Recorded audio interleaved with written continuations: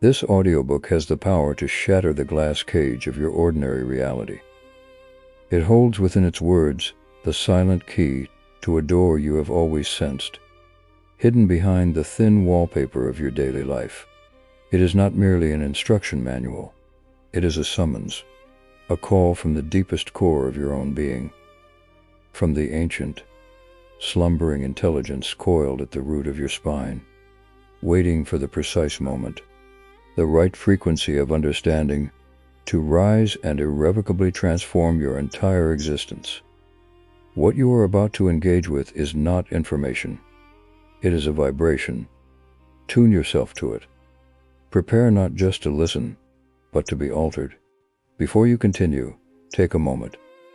Share in the comments where you're listening from and type, "I am ready." Let the universe know you are prepared to rise. Let's begin. Welcome to the most important conversation you will ever have. The one that happens not here, in this space between us, but within the silent chambers of your own soul. Previously, you have wandered through fields of knowledge, picking flowers of insight about purpose, about peace, about power. But today, we stand at the edge of a different terrain altogether. Today, we are covering the very force that animates those fields, the sun that makes those flowers grow, the seismic event that reshapes the landscape of the self itself, the Kundalini awakening. Let us be clear, from this very first moment, this is not a metaphor. It is not a poetic fancy or a psychological concept. It is a living, breathing, metaphysical reality as concrete to those who experience it as electricity is to the light bulb. Kundalini awakening changes everything. It does not improve your life. It incinerates your old one, and from the ashes, something entirely new, entirely unforeseen, is born. This book is about that fire, and this book is about the sacred vessel required to hold it. You are here because a part of you already knows. A part of you is tired of the snippets, the hints, the fleeting glimpses of a grandeur that life seems to promise, but seldom delivers. You are not a tourist seeking a new spiritual distraction. You are a pilgrim who has heard a rumor of home, and you are correct. There is a home, a state of consciousness, of blinding unity and ecstatic clarity. That is your birthright. But the path to it is guarded by the most formidable gatekeeper of all, your own unprepared self. What you hold in your hands, or rather, what is about to flow into your mind and spirit, is a preparation. It is a forging. We will not be providing simple techniques, 10 easy steps to awaken your serpent power. Such things are reckless.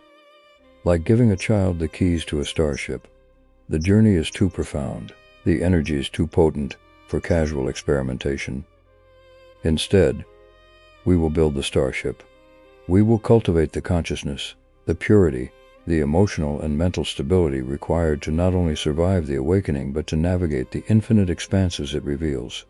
This is written in the spirit of the ancient seers, those rishis who spoke not from theory, but from the scorching truth of lived experience. Their language was cosmic, authoritative, and timeless. We shall echo that. And yet, we speak directly to you, here, now, in the complexity of your modern life. You will hear the universal voice, the third person that speaks of a man or a woman and their journey, and you will recognize yourself. And you will hear the direct address, the intimate whisper that says, you, that says, your heart, your fear, your destiny. You are special for encountering this. You are chosen not by an external God, but by your own inner readiness. The fact that you are here, that these words resonate, is the first sign. The dormant one is stirring. Listen now. Let every sentence be a hook into a deeper layer of your being. Let no line pass without it touching the silent, waiting part of you. We begin. The greatest journey, the only journey that truly matters, starts with a single, undeniable truth. Nothing is as it seems. Chapter 1. The sleeping giant within you. Consider, if you will, a man. He awakens to an alarm, partakes of his breakfast, moves through his day, performing tasks assigned by society, returns to his dwelling, seeks mild amusement, and sleeps. He believes this to be reality. He believes the thoughts in his head to be his own. He believes the desires that flicker through him to be his true wants. He is a spectator in a dimly lit theater, watching a play called My Life, unaware that he is both the audience and the actor. Luminous world waiting for the curtain to fall. This man is not a fiction. He is the common condition. He is the human being operating at a fraction of his capacity, using only the daylight mind, the conscious intellect, while beneath the surface, a universe sleeps. You know this man. You have been this man. You may be him still, in many ways, but something nags. A feeling that there is a forgotten language on the tip of your tongue, a sense of a giant sleeping in the next room, a haunting, beautiful melody you can almost, but not quite recall. That melody is the hum of your true being. That giant is the Kundalini. It is not a thing, but a she, a force, a concentrated coil of primordial Shakti, the feminine creative power of the cosmos, asleep in the subtle body's sacred basin, the Muladhara chakra. She is not a myth. She is your evolutionary potential in its densest, most potent form. She is the sum total of all you have been, all you are, and all you are destined to become, compressed into a spiritual dynamo at the base of your spine. And you, dear listener, you walk around with this every single day. You carry a sun within your sacrum. You argue over trivialities with a sun within you. You worry about bills and opinions and past regrets, all while a sun waits to rise along your spine. Is it any wonder you feel a fundamental disconnect? Is it any wonder that worldly achievements sometimes taste like ash? You are trying to feast on crumbs when a banquet of ambrosia is set at your own internal table. But here is the great and solemn truth. She cannot be forced. She cannot be tricked or manipulated with clever techniques stolen from a book. The idea that one can do a few exercises and unleash this power is the most dangerous and pervasive illusion in the spiritual marketplace. It is the equivalent of striking a match to see if you can ignite a nuclear reactor. The result is not illumination, but devastation. There are countless stories, hushed and tragic, of those who sought the lightning without first building the lightning rod. They sought expansion and found fragmentation. They sought God and encountered chaos. Why? Because Kundalini is not just energy. She is intelligent consciousness. She is the ultimate purifier, and her ascent is not a gentle climb. It is a radical reconstruction. Imagine taking the entire wiring, plumbing, and foundation of a small cottage and, while still living in it, transforming it into a cathedral capable of channeling a hurricane. This is what happens. She rises through the central channel, the Sushumna, clearing, burning, and revitalizing each energy center, each chakra, as she goes. The blocks in your emotional body, the scars in your mental body, the densities in your spiritual body, all of it becomes fuel for her transformative fire. This is why the preparation is everything. This is why the first chapter of this great change is not about awakening, but about worthiness. Not worthiness in a moralistic sense, but in an engineering sense. Is your system capable of handling the voltage? Your body must be clean, a temple, not of indulgence, but of disciplined vitality. Your heart must be resilient, capable of feeling the torrents of cosmic love and the agony of dissolved ego without shattering.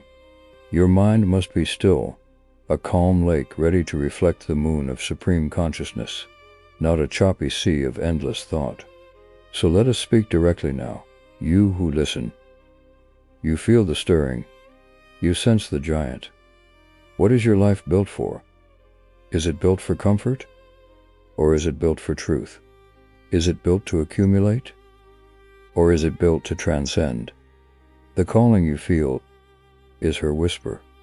But before you answer, before you call back, you must build the container. You must become the chalice strong enough to hold the divine vintage. This is not a path for the curious. It is a path for the committed. It is not for the many.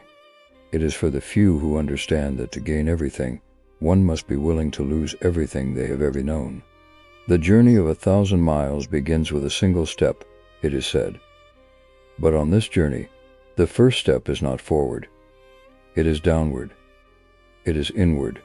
It is a deep, sober, and honest look at the cottage of your present self. You must survey its cracks, its weak foundations, its cluttered rooms. You must begin the cleaning, not with resentment, but with reverence. For you are not cleaning a shack. You are preparing a sacred space for a royal visit. The queen is coming, but she will only enter a palace. Your first and greatest task is to become, through sheer will and unwavering self-honesty, a palace. This is the foundational work. It is unglamorous. It is the work of dietary discipline, of ethical living, of emotional maturity, of mental focus. It is the work of relinquishing petty grievances, of silencing the internal critic, of cultivating unwavering compassion for yourself and others. It is the work of service, not as a strategy, but as an expression of a heart learning to open. Every act of integrity, every moment of patience, every breath taken in conscious awareness is another stone laid in the foundation of your cathedral. The sleeping giant does not awaken to a noisy, unstable environment. She awakens to a sacred silence, a profound readiness. That readiness is your only task now. Make your life so clean, so clear, so purposeful, that her awakening becomes not a shocking event, but a natural, inevitable flowering.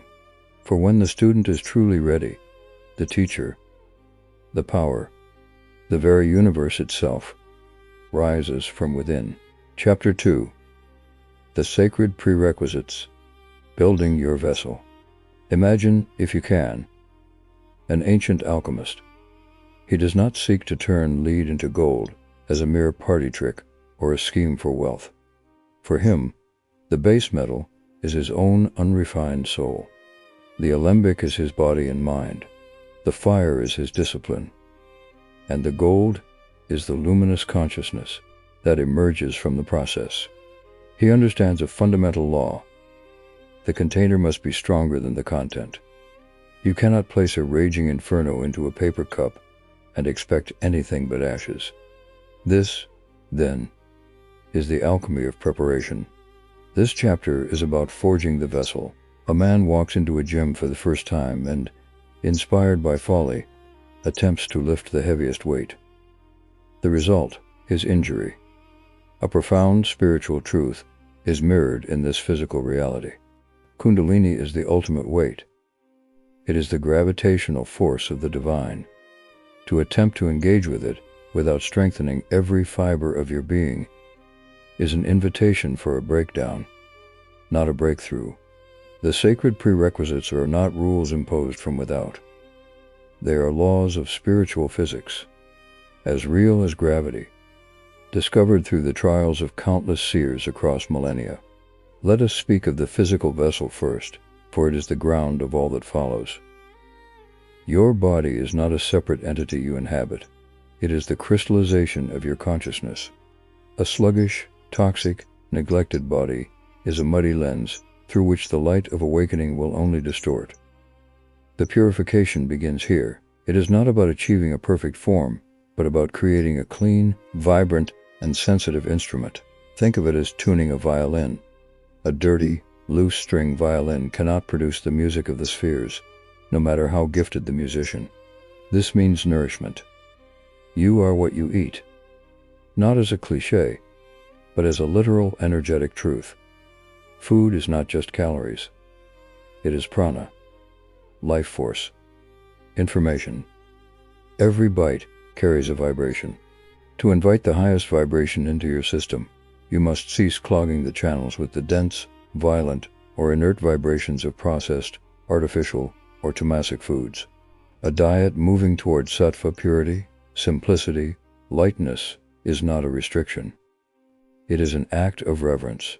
It is saying to your body, I am preparing you for a sacred duty. Fasting becomes a reset, not a punishment. Hydration with clean water becomes a baptism of the cells.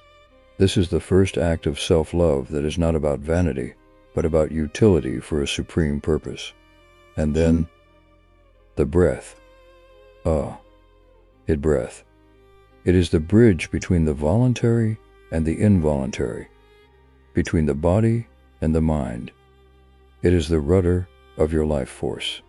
Most breathe in shallow, anxious sips, starving the system of its vital fuel.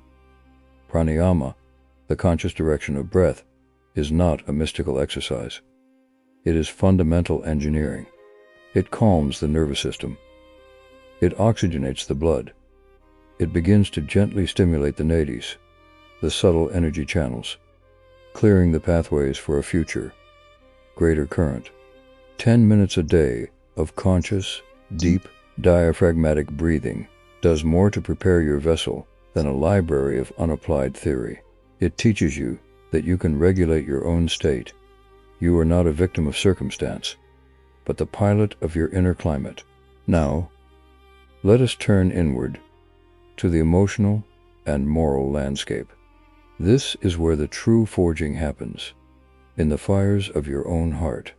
Kundalini is not just power. She is conscious, intelligent love.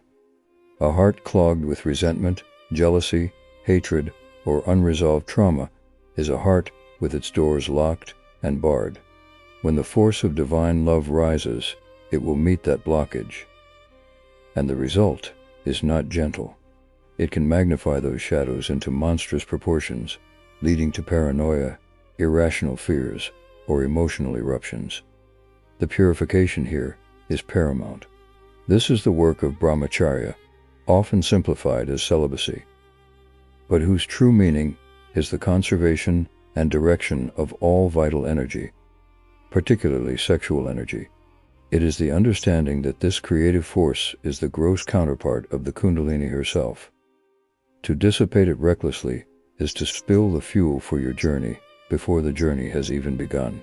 It is about transmutation, taking that raw biological power and redirecting it upward, using its intensity to fuel your aspiration, your creativity, your spiritual focus.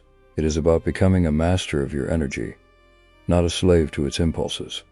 And what of your relationships? Every interaction is an exchange of energy. Living with truthfulness, non-violence, non-stealing the yamas of yoga, is not about being a good person by societal standards. It is about creating energetic integrity.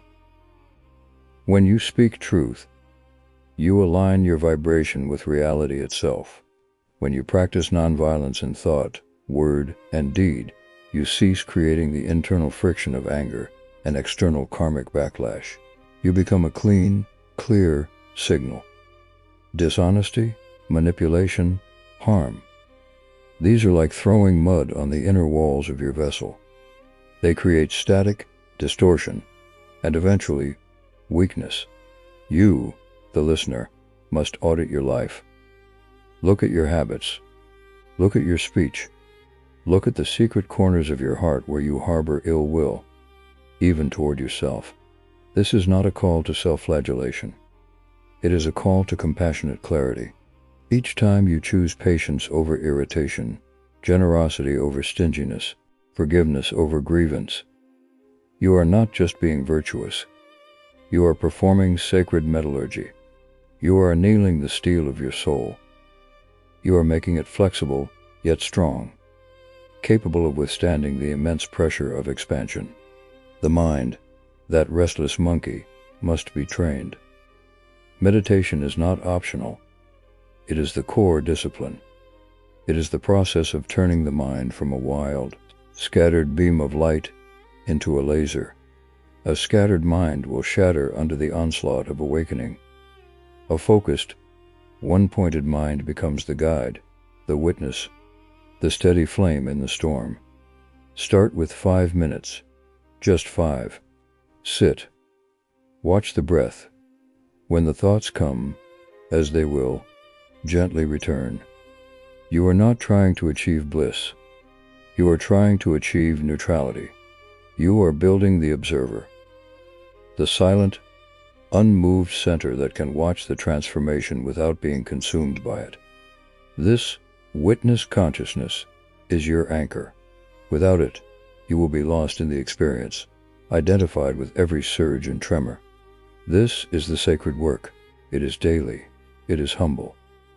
There are no fireworks here, no visions, no ecstasies, just the steady, determined building of inner strength. It is the most important work you will ever do, for it decides everything that follows. Will you be the alchemist who patiently purifies the alembic, or the fool who throws the philosopher's stone into a vessel of clay, only to watch it shatter? The giant within is stirring. She feels your efforts. Every clean meal, every conscious breath, every moment of mastered anger, every minute of silent sitting, it all sends a signal. It is a signal of readiness, of solemn, joyous commitment. You are building a cathedral, stone by stone, breath by breath, thought by thought. Build it well, for what will inhabit it is nothing less than the divine. Chapter 3. The Great Unraveling. Ego, Pain, and the Shadow. Before the new can be built, the old must be dismantled. Before the light can flood in, every hidden cupboard, every locked cellar door within the self must be swung open. This is a chapter many wish to skip. It is the chapter of the Great Unraveling. It is where the spiritual journey ceases to be a theory of light and becomes a confrontation with your own personal darkness. Understand this. Kundalini does not bypass your psychology. She plunges straight into its heart. Consider a woman who has built a splendid castle. She has decorated its halls with her achievements, its walls with the portraits of her identities. The successful one, the kind one, the spiritual one, the victim, the hero. She lives in this castle, believing it to be the totality of herself. But the castle is built on forgotten ground. Beneath its foundations lie buried memories, unhealed wounds, repressed angers, secret shames the shadow. One day, a force from deep within the earth begins to tremble. It is the Kundalini beginning her ascent. Her vibration shakes the very ground. Cracks appear in the splendid walls. The portraits rattle and fall. The comfortable rooms become unstable. The woman is terrified. She tries to patch the cracks, to rehang the portraits. But the force is relentless. It demands not repair, but demolition. This is the unraveling. The ego, that collection of self-concepts, habits, and defenses you call I, is not the enemy to be hated. It is the structure to be outgrown. It served a purpose. It navigated the world. But it is a small boat, and you are destined for an ocean. The awakening force exposes its limitations, its flimsiness, its absolute inability to comprehend or contain what is coming. This exposure feels like death, because it is. It is the death of the fictional self. You will be shown your shadow, not as a concept, but as a visceral, undeniable reality. Old memories, long buried, may surge to the surface with cinematic intensity. Emotions you thought you had conquered, rage, grief, terror, petty jealousy, may arise with the force that shocks you. You may find yourself reacting in ways that seem utterly alien to your self-image. This is not you regressing. This is you purging. The energy is moving upward, and as it passes through each chakra, it shakes loose the psychic debris stored there. The heart chakra holds buried grief. The solar plexus holds stored anger and shame. The throat holds unspoken truths. She cleanses it all. This process can be frightening. It can lead one to believe they are going insane, that the spiritual path has broken them. This is the critical juncture. This is where the preparation of Chapter 2 proves its worth. If you have cultivated the witness in meditation, you now have a place to stand. You can observe the storm of emotions, the parade of painful memories, the dissolution of your self-concept, and say, "This is happening, but I am not this. I am the awareness watching this." Without that anchor, you become the storm. You identify with the unraveling and believe you are falling apart. Let us speak directly to you who may be in this phase, or who fear it. The darkness you meet is not your true nature. It is the accumulation of a lifetime, of many lifetimes, of unprocessed experience. It is the pain you refuse to feel, the truth you refuse to speak, the love you refuse to give or receive. Kundalini, in her infinite intelligence, is bringing it all up for final review and release. She is not punishing you. She is healing you. But surgery, even spiritual surgery, is not pleasant. The wound must be opened before it can be cleansed. The ego will fight. It is a master of disguise. It may cloak itself in spiritual superiority, telling you that this painful process is beneath you, that you are meant for only light and bliss. It may convince you that the unraveling is a sign you are doing something wrong, that you should retreat back to the safety of your old castle. Do not listen. This resistance is the final thrashing of the separate self. Surrender is the only door. You must surrender to the process. You must offer up your pain, your fear, your very identity, to the fire. This is where the mystical quality deepens. You begin to understand that the pain is not personal. It is the pain of separation itself. The grief is the universe's grief for forgetting its unity. The anger is the cosmic frustration of consciousness trapped in limitation. As you feel these things, you are not just clearing your own small history. You are transmuting collective karma. Your vessel becomes a crucible for universal alchemy. This perspective turns agony into awe. You are not a victim of a process. You are a priest performing a sacred rite of purification on behalf of all that is. There is no bypassing this. The so-called positive thinking spirituality that avoids the shadow is a half-truth, a beautiful castle built on sand. It will not withstand the earthquake of true awakening. You must be willing to look into the abyss. And when you look, with the steady eye of the witness and the courageous heart of the seeker, you will find something astonishing. The abyss is not empty. It is filled with the very same consciousness that forms the stars. Your deepest wound is the hiding place of your deepest light. The shadow is cast by a magnificent, internal sun. The great unraveling is, therefore, an act of supreme trust. You are trusting the intelligence of life itself to dismantle you, knowing that what will be reassembled will be more authentic, more powerful, more real than anything you could have constructed yourself. You are trading the costume for your true skin. You are exchanging the whisper for your original voice. So, when the walls crack, do not despair. When the portraits fall, do not rush to rehang them. Sit in the rubble. Feel the raw, exposed ground of your being. It is vulnerable. It is tender. But it is real. And it is upon this ground, cleared of the old structures, that the new consciousness, the cathedral of light, can finally be built. The death of the small self is the birth of the self. The great unraveling is the prelude to the great becoming. Chapter 4. The Inner Symphony. Chakras, as portals. Up until now, we have spoken of the vessel, of the purification, of the dismantling. We have prepared the ground. Now, we must understand the landscape of that ground itself. Within your subtle body exists a map of consciousness, a celestial geography of 7 primary vortices of energy. These are the chakras. They are not physical organs, though they correspond to nerve plexuses and glands. They are transformers. They step down the infinite, formless energy of pure consciousness into the frequencies that animate your physical, emotional, mental, and spiritual life, and they are the portals through which the Kundalini, the Queen, must pass on her royal ascent. Imagine, for a moment, a grand 7-story palace, built not of stone, but of light and sound. Each floor has its own atmosphere, its own color, its own governing principle. The ground floor is dense, red, concerned with survival, stability, and earthly belonging.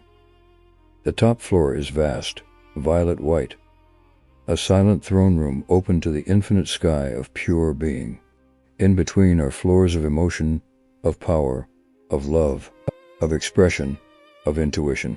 Most people live their entire lives accessing only the lower floors, occasionally catching a glimpse of the higher ones through art, love, or moments of inspiration. But the Kundalini awakening is the elevator that travels the full height of the building, turning on the lights in every room, cleaning out every closet, and ultimately blowing the roof off entirely. Let us journey through them, not as a dry anatomical study, but as an experiential roadmap for what you may encounter. Remember, this is not theoretical. As the energy rises, you will feel it. You will know. We begin at the root, the Muladhara. This is the foundation. It is your connection to the earth, to the tribe, to the basic right to be here. When Kundalini stirs here, you may feel intense sensations in the perineum, the legs, the feet. You may experience a primal fear, a survival terror, as the very ground of your being is electrified. Or, if this center is clear, you may feel a profound, unshakable grounding, a sense of being an unbreakable mountain. The work here was your physical purification, your disciplined life. It provides the stable launch pad. She moves to Swadhisthana, the sacral center.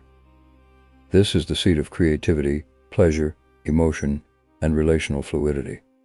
Here, the energy is orange, watery, flowing. As she purifies this portal, you may be flooded with emotions both pleasurable and painful. Repressed sensuality or creative blocks may surface with great force. You may re-experience relational traumas. This is where you learn to feel fully, to allow the river of life to flow through you without drowning in it or building a dam of repression. The conservation of vital energy you practiced prepares you for this flood. Next, the solar plexus, Manipura, the seat of your personal power, will, and self-esteem. Its color is a brilliant, blazing yellow. Here, the energy is fiery, transformative.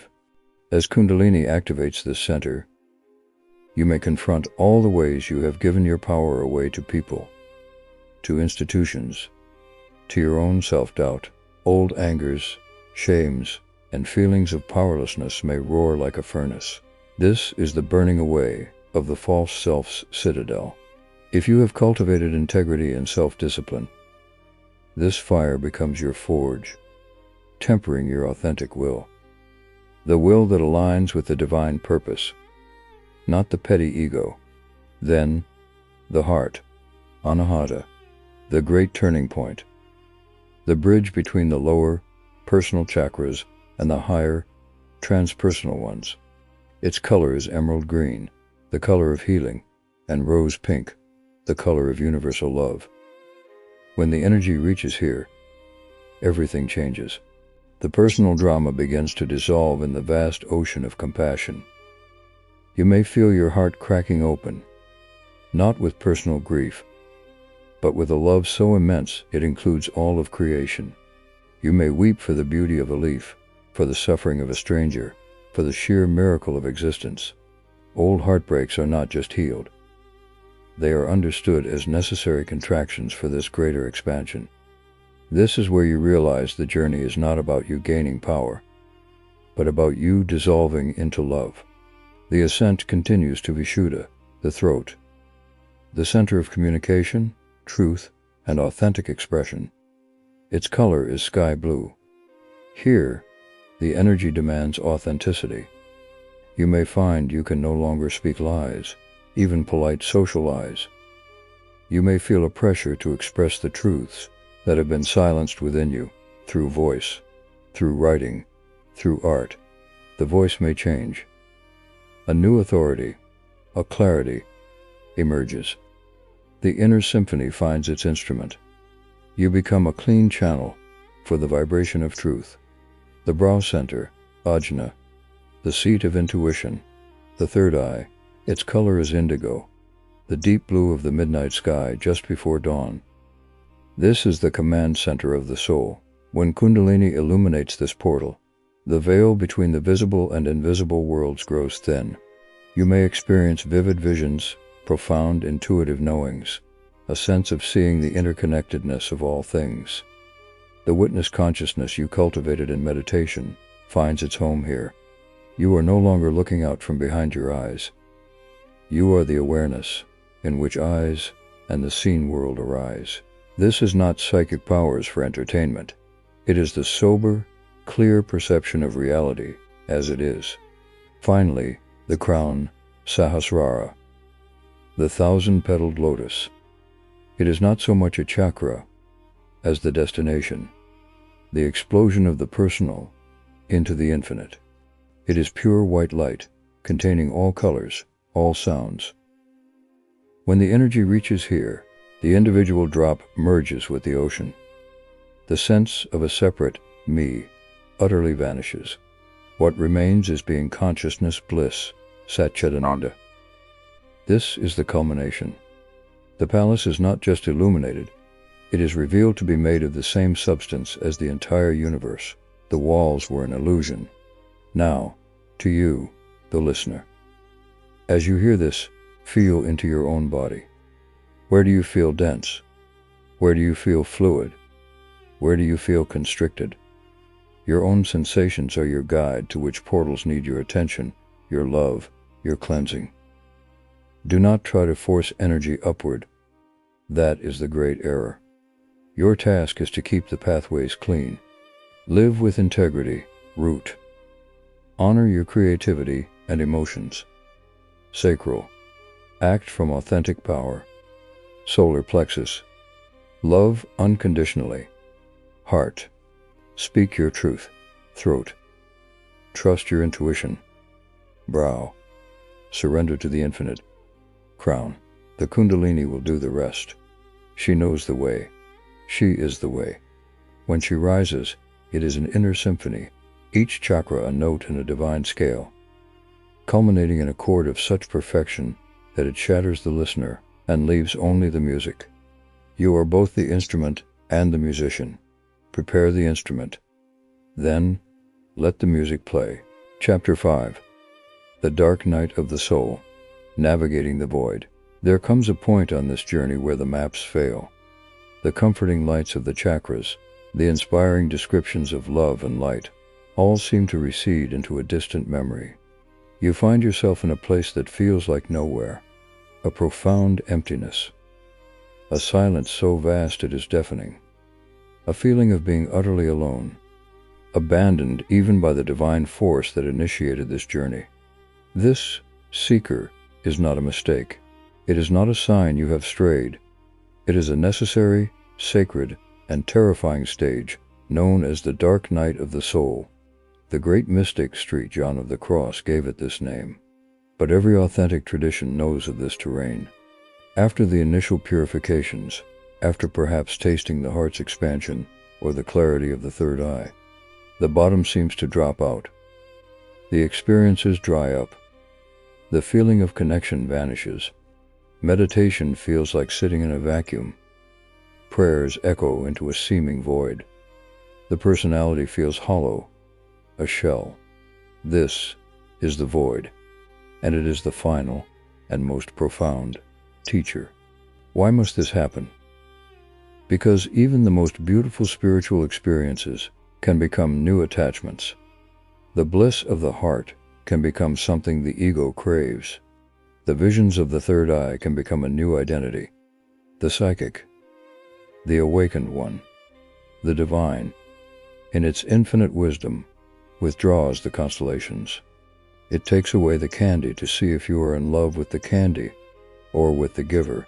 It strips you of every perceived spiritual achievement to see what remains when there is nothing to achieve, no one to achieve it, and no experience to confirm it. This is the ultimate test of the witness. When there is no light to see, can you still be the seer? When there is no love to feel, can you still be the heart?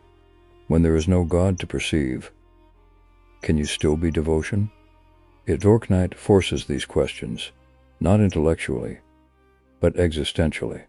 You are thrown back onto the bare essence of your being, with no props, no experiences, no feedback. It is a spiritual starvation, and in that starvation, a miraculous thing can occur. You stop seeking food from outside. You realize you are the nourishment you have been seeking. A man walks through a desert. For days, he carried a canteen, a map, a hat, his spiritual practices and experiences. Then a storm comes and takes it all. He is left under a blinding sun, with nothing. At first, he panics. He grieves. He rages at the sky. But eventually, the rage subsides. The panic exhausts itself. He is simply there, in the vast, empty, uncompromising landscape. And in that moment of absolute surrender, he notices something. The desert is not hostile. It is indifferent, majestic, and utterly itself, and he is part of it. The separation between the man and the desert begins to dissolve. He is not in the desert. He is the desert experiencing itself as a man. The emptiness becomes fullness. The silence becomes a presence more intimate than any sound. This is the alchemy of the dark night. It burns away the last, most subtle vestige of the seeker. There is no longer a you having a spiritual journey. The journeying itself ends. What is left is being, pure, simple, unadorned being. It feels like nothing because it has no object. It is the subject of all experience. It is consciousness itself prior to any content. For you, who may be in this night, or who dread its coming, know this. It is the sign of profound progress. It means you have passed beyond the realm of experiences and are approaching the source from which all experiences arise. The loneliness is the loneliness of the soul that has outgrown every container, waiting in the antechamber of the Absolute. The emptiness is not a lack. It is a pregnant void, a womb of pure potential. The silence is not an absence of God. It is God stripped of all name, form, and concept. You are not abandoned. You are being invited into the bridal chamber, where all distinctions cease. How does one navigate it? You do not. You succumb to it. You let it consume you. All the techniques, all the prayers, all the efforts must be laid down. This is the final surrender. You allow yourself to be nobody, going nowhere, with nothing. You sit in the feeling of abandonment and say, "Thy will be done." You embrace the void as your true home. You stop trying to fill the silence with your mental chatter or your spiritual longing. You become the silence. In this space, a humility beyond description is born. All spiritual pride is incinerated. Any notion that I have achieved something is revealed as the last, laughable joke of the ego. A deep, quiet compassion arises for all beings still caught in the dream of seeking. You understand that the greatest gift is not an experience, but the end of the experiencer. And then, something shifts, not with a bang, but with a whisper, so subtle it is almost missed. The void begins to reveal its nature. It is not cold. It is a tender emptiness. It is not silent. It is the hum of nothingness that is the ground of all sound. It is not dark. It is a luminescent absence. You realize that this void has been with you all along, the background of every thought, the space in which every feeling arose. It is your own true face. From this place, when the Kundalini rises again, and she will, it is not into a person, but through the aperture of being itself. The awakening is no longer something that happens to you. It is what you are. The dark night was not a punishment, but a mercy. It was the dissolution of the final veil. The seeker has died. What remains is the sought. So, if you find yourself in the desert, put down your empty canteen. Stop looking for footprints. Sit. Let the sun scorch the last of your hopes. Let the wind erase the last of your maps. In that total, devastating, glorious emptiness, you will find the only thing that was ever real. You. Not the you that you thought you were, but the you that is, was, and ever shall be. The night is dark, but it is the darkness of the womb, not the tomb. Wait, be still, and know. Chapter 6. The Union, Shiva and Shakti in the central channel. We have passed through the purification, the unraveling, the portals, and the void. We have arrived at the central mystery, the sacred marriage, the non-dual climax of the entire journey. This is the chapter of union. Here, the language of steps and stages falls away, and we must speak in the tongue of poetry and paradox, for we are describing the indescribable. Recall the ancient imagery. Shiva, the silent, static, limitless consciousness, seated in eternal meditation at the crown. Shakti, the dynamic, creative, manifesting power, coiled in potential at the base. They are two, but they are one. They are the masculine and feminine principles of the Absolute itself. In the unawakened state, they appear separate. Consciousness seems distant, abstract. Power seems scattered, dormant, or misdirected in the world of form. The human being lives in this apparent divorce, feeling a longing for the divine, the pull of Shakti toward Shiva, and a creative urge to manifest, the impulse of Shiva through Shakti, but never knowing their essential unity. The Kundalini awakening is the story of their reunion. She begins her serpentine ascent through the central channel, the Sushumna, which is the axis mundi of your being, the world tree, the bridge between earth and heaven. As she rises, she is not traveling to a distant Shiva. She is discovering that every step of the way, every chakra, every atom of your being is already Shiva. The journey is one of recognition, not of distance. When she finally reaches the crown, when the dynamic, creative force of all you are meets the silent, witnessing consciousness that you also are, a lightning flash of recognition occurs. It is not an explosion, but an implosion of all separation. Shiva and Shakti embrace. Consciousness and energy unite. The circle is complete. In that union, a new reality is born within you. The integrated being, the human who is fully divine, the divine who is fully human. This union is not a one-time event. It is an ongoing state. It is the establishment of a permanent circuit. The energy flows freely from base to crown and back again, in a loop of ecstatic, intelligent creativity. The crown is no longer above, and the root no longer below. They are two poles of a single, continuous field of being. You are grounded in the earth with the stability of Shiva, yet your awareness is expanded into the heavens with the freedom of Shakti.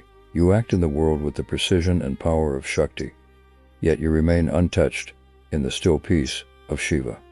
What does this feel like? Words falter, but we must try. It is a bliss that is not emotional, but existential. A quiet, throbbing joy that underlies all experience, whether pleasant or painful. It is a love that is not directed at an object, but is the very fabric of your perception. You look at a tree, a stranger, a tragedy, and you are the love that perceives it. It is a creativity that flows without effort, because you are not creating from a limited self, but you are being used as an instrument by the creative intelligence of the cosmos. Problems are not solved. They are dissolved in the wider context of this unity. Fear evaporates, not because threats disappear, but because the separate me that could be threatened is no longer present. There is a famous saying, before enlightenment, chop wood, carry water. After enlightenment, chop wood, carry water. The external life may not change dramatically, but the internal universe has been revolutionized. Chopping wood is no longer a chore. It is a sacred dance of energy and form. Carrying water is no longer a burden. It is the flowing of the divine essence. You perform your duties, but you are no longer the doer. Life lives itself through you. You are the witness and the participant, the dancer and the dance, inseparable. To you, the listener, this may sound like a far-off fantasy, but I tell you, it is your destiny. It is the promise hidden in your every cell. This union is not reserved for Himalayan cave dwellers. It is the birthright of every human being who has the courage to complete the journey. The marketplace, the family home, the artist's studio, these are now your temples. The act of cooking a meal, of writing a report, of comforting a friend, these are your rituals. You bring the mountaintop experience into the valley of ordinary life, and in doing so, you sanctify the ordinary. The central channel, the Sushumna, is now your throne. You are seated in the heart of reality. From this seat, you see the world as a play of your own consciousness. Suffering is seen as contracted energy, a temporary forgetting of the union. Joy is seen as energy flowing in remembrance. You become a beacon, not by preaching, but by being. Your very presence, stabilized in this union, begins to subconsciously invite others to remember their own wholeness. You heal by existence. This is not the end. It is a new beginning. The union of Shiva and Shakti is not a static fusion. It is a dynamic, fertile, eternal embrace. From this union, a new kind of creation emanates, a creation not born of lack, but of overflow, not born of desire, but of compassion. You become a conduit for grace. Your life becomes a gift to the world, not because you are special, but because you are finally, fully what you always were. A unique expression of the one reality, awake to its own nature. So, orient yourself toward this union. In every meditation, feel not just the energy rising, but the silent space welcoming it. In every action, sense not just the doing, but the stillness from which the doing emerges. You are not trying to get somewhere. You are allowing the two halves of your own soul to recognize each other. Right here, right now. The journey is over. You are home. And from this home, everything changes. Everything. Chapter 7. Living as light. The embodied sage.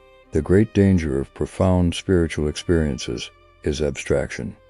The soul, having glimpsed the infinite, may develop a subtle disdain for the finite, for the body, for the messy, beautiful, heartbreaking business of human life. But true Kundalini awakening, the complete union, does not lead out of the world. It leads deeper into it. This chapter is about the result of that union, the embodied sage, the human being who lives as light in a world of form. What is an embodied sage? It is not a person who walks 2 feet above the ground, radiating golden halos, and speaking in cryptic aphorisms. That is a caricature. The embodied sage is the most real, the most human, the most present person you could ever meet. The difference is that their humanity is now transparent to the divinity that animates it. The glass is so clean that the light shines through without distortion. They have integrated the absolute into the relative. The infinite breathes through their finite lungs. Consider a master musician. He has practiced scales for decades. He has merged so completely with the music that when he plays, there is no separation between the man, the instrument, and the melody. He is not thinking about finger placement. He is not trying to be profound. He is simply a channel for the music to express itself. His technique is flawless, but invisible. His presence is relaxed, yet utterly focused. He is in the world on a stage, under lights, but he is simultaneously somewhere else, in the timeless realm of sound. The embodied sage is like this. Life is their instrument. Consciousness is the music. They play the melody of their destiny with effortless mastery, because the player and the played are one. How does such a being live? Let us dispel myths. They feel pain. They get sick. They experience loss. The awakening does not make one invulnerable to the conditions of earth. It makes one invulnerable to being defined by them. When pain comes, it is felt fully, completely, but there is no secondary resistance, no story of, why me? It is simply sensation, arising in the vastness of awareness. When grief comes, it is a pure, tidal wave of emotion that washes through, leaving no stain of bitterness because it is not personalized. It is the universe grieving through a particular form. They are more sensitive, not less. They feel the suffering of the world acutely, but they feel it from the place of the whole, so it does not become personal suffering. It becomes compassionate action. Their mind is quiet, but not empty. It is a precise tool, used when needed, then set down. They are not lost in thought, because they are no longer identified with the thinker. Thoughts pass like clouds in a sky that is always clear and undisturbed. This brings a phenomenal clarity to practical matters. Problems are seen in their totality. Solutions arise spontaneously, free from the clutter of anxiety and preconception. Their relationships transform. They do not love in the needy, possessive, conditional way of the ego. They love as the sun loves, indiscriminately, warming all, asking for nothing in return. This does not mean they are doormats. Their love can be fiercely protective, like a mother lion's, or wisely discerning, setting firm boundaries with a heart full of compassion. They see the divine in everyone, even when that divinity is obscured by fear and pain. This seeing is not naive. It is the most realistic view possible. It allows them to engage with people where they are, without needing them to be different. And what of their purpose? The personal, egoic drive for achievement dissolves. In its place arises a dharma, a sacred duty that is an organic expression of their unique flavor of the divine. It may be to raise a family with conscious love. It may be to create art that elevates consciousness. It may be to simply be a presence of peace in their community. There is no grandiosity.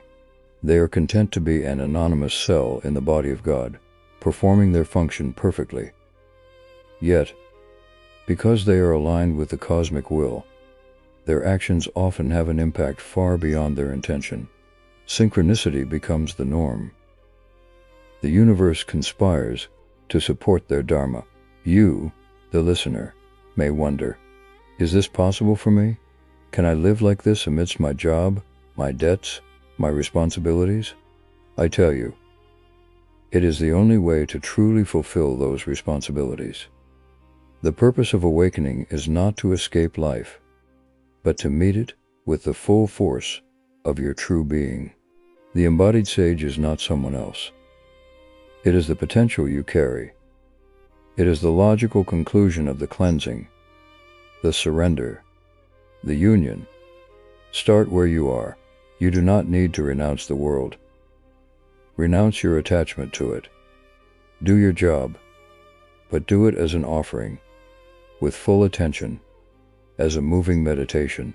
Be with your family, but be truly present, listening not just to words, but to the being behind the words. Pay your bills from a place of abundance consciousness, knowing you are supported by the intelligence that orchestrates galaxies. In every moment, ask, can I meet this from presence? Can I respond from love? Can I act from wholeness? This is living as light. It means your very presence becomes a subtle teaching. Without saying a word, you demonstrate that peace is possible, that joy is not dependent on circumstance, that love is the ground of being. You become a silent invitation.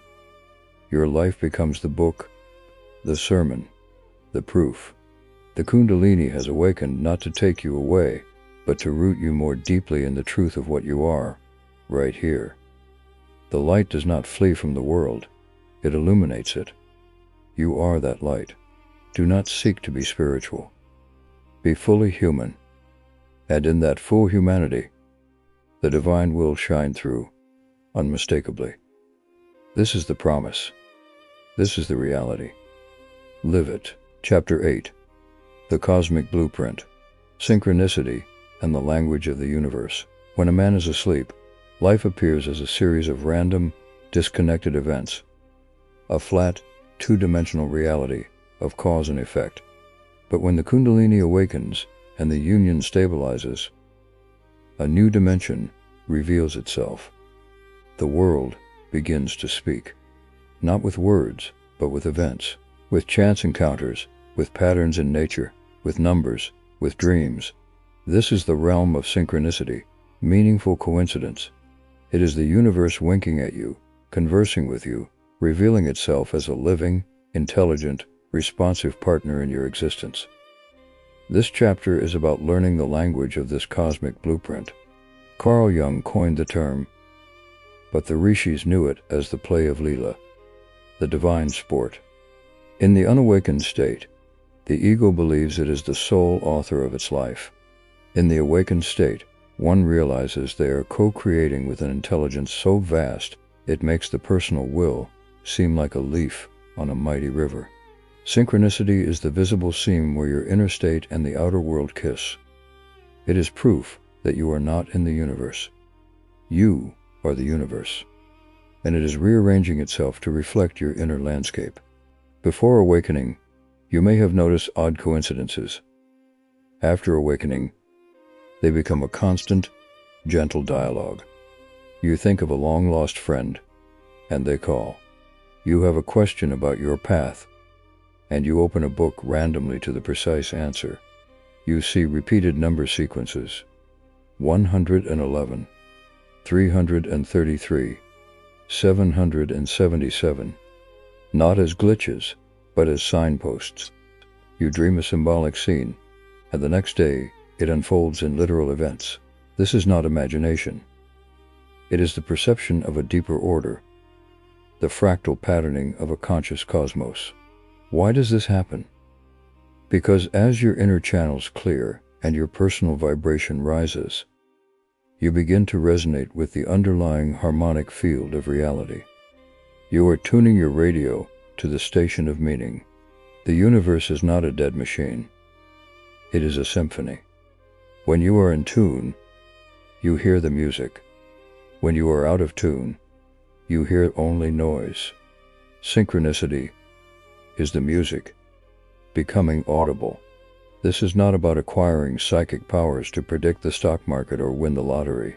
That is the ego's misuse of a sacred phenomenon. The universe does not converse about trivialities. It converses about purpose, about growth, about love, about the next step on your soul's journey. The language is symbolic, poetic, and deeply personal. A flock of birds flying in a certain pattern, a song on the radio that repeats a lyrical phrase you needed to hear, a stranger who speaks the exact words that unlock an inner door. These are its syllables. For the embodied sage, this becomes a natural guidance system. They develop a trust in this flow. They make decisions not solely from logic, but from a blend of inner intuition and outer sign. They learn to follow the omens. This is not passive or irresponsible. It is hyper-responsive.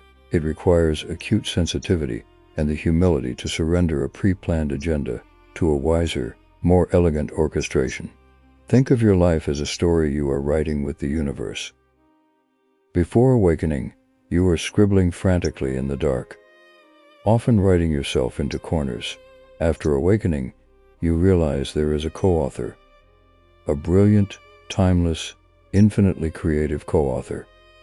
You bring your intention, your effort, your unique voice. The co-author brings the plot twists, the supporting characters, the settings, the timing, all perfectly arranged to catalyze your growth and express your essence.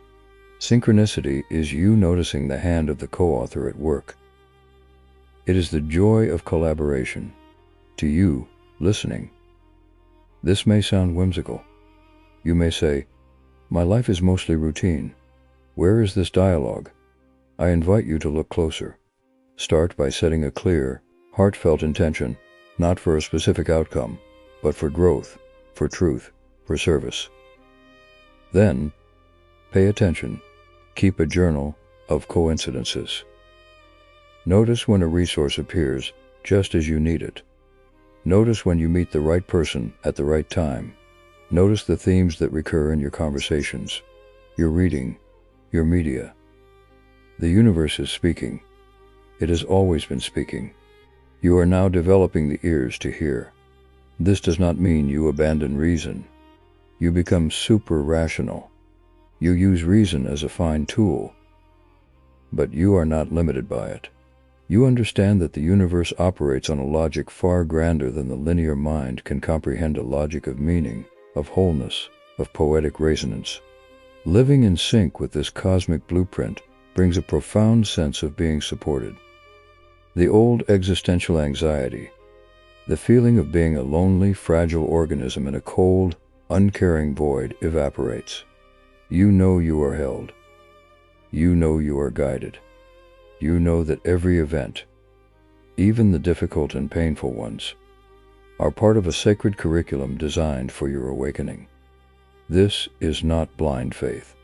It is direct perception born of experience. The world is not meaningless matter. It is a living scripture.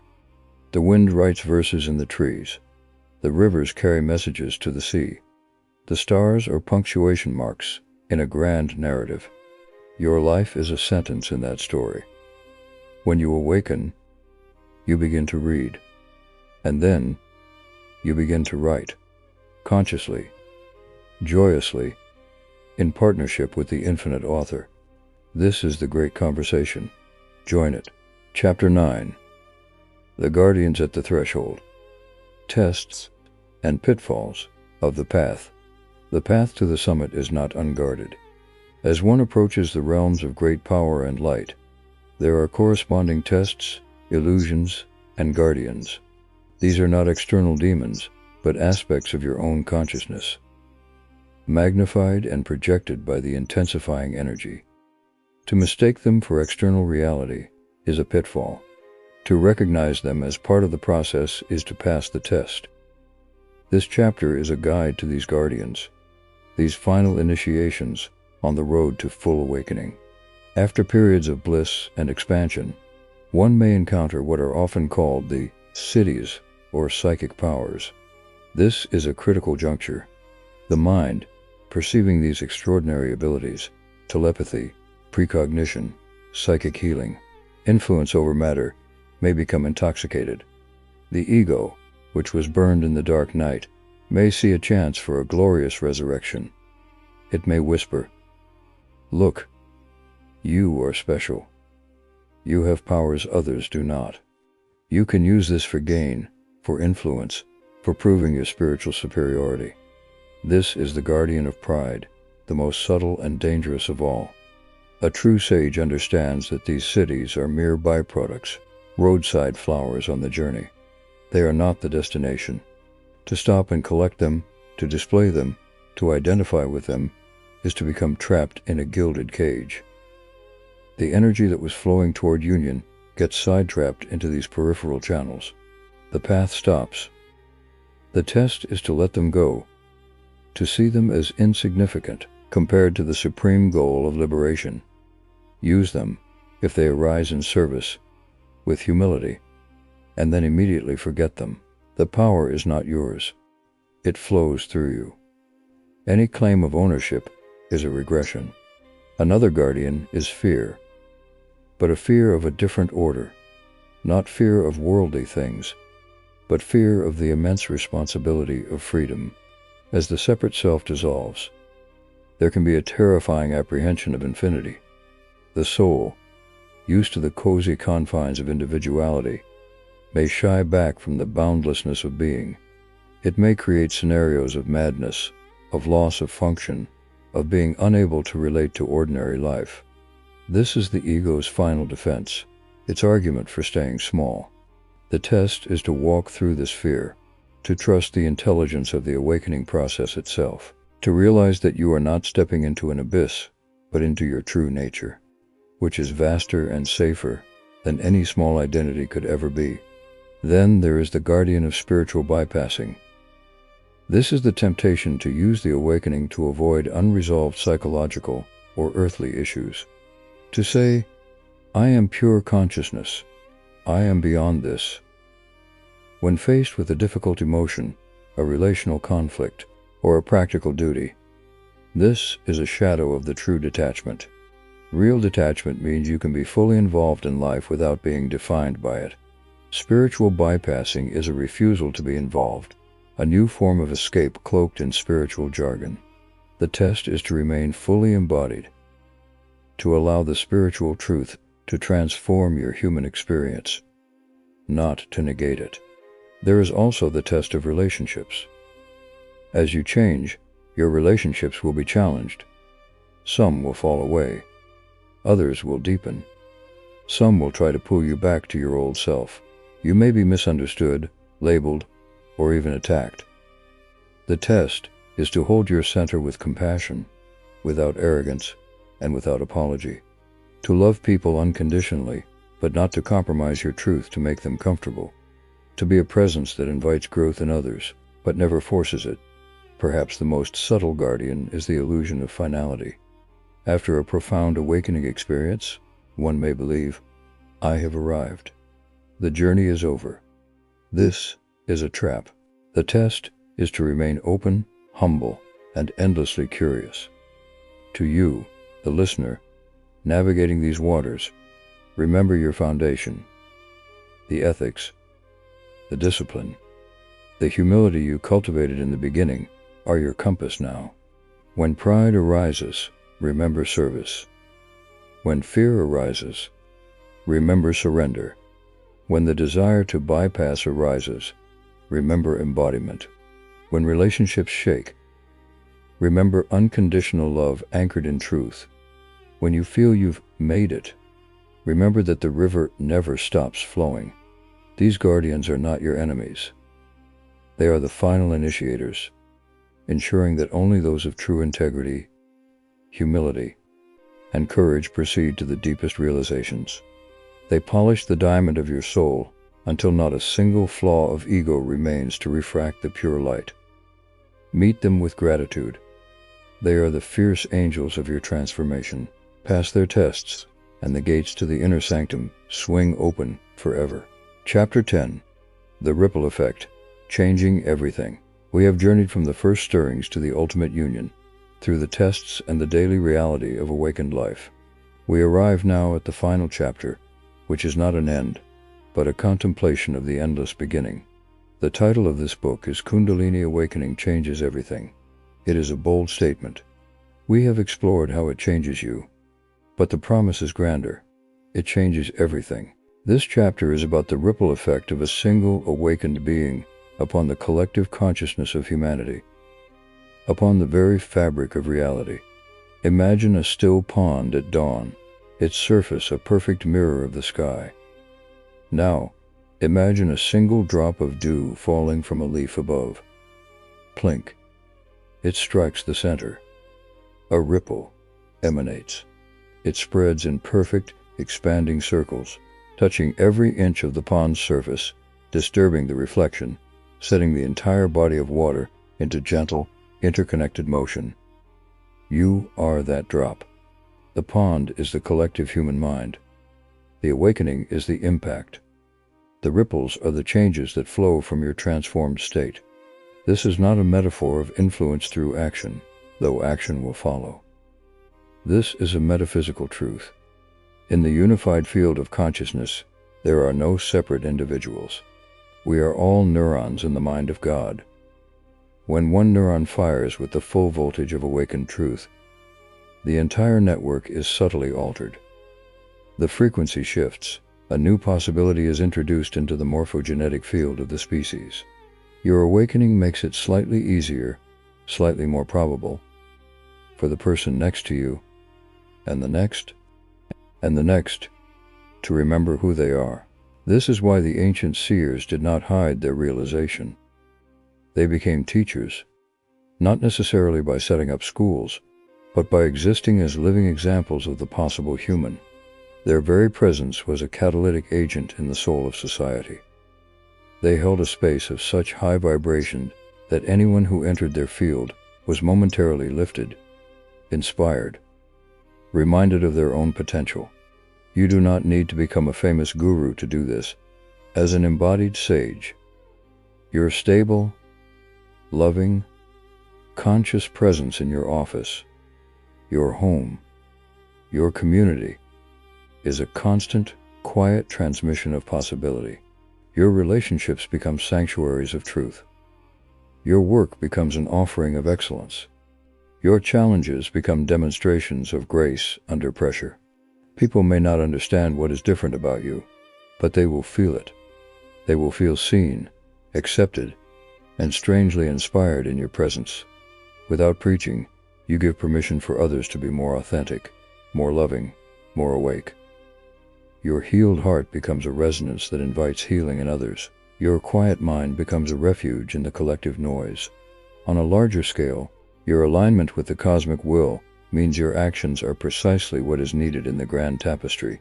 The book you write, the business you run, the art you create, the kindness you show, all are divinely orchestrated to play their part in the evolution of consciousness. You become an agent of what some call the plan, the intentional unfolding of the universe toward greater complexity, beauty, and awareness. Your life is no longer a random event. It is a purposeful note in the symphony of creation. And what of the world's suffering? The wars, the injustice, the ecological pain. The awakened being does not look away. They hold it all in the vast compassion of their heart. They understand that this suffering is the result of collective forgetting, the dream of separation playing out its tragic consequences. They do not fight darkness with hatred. They illuminate it with consciousness.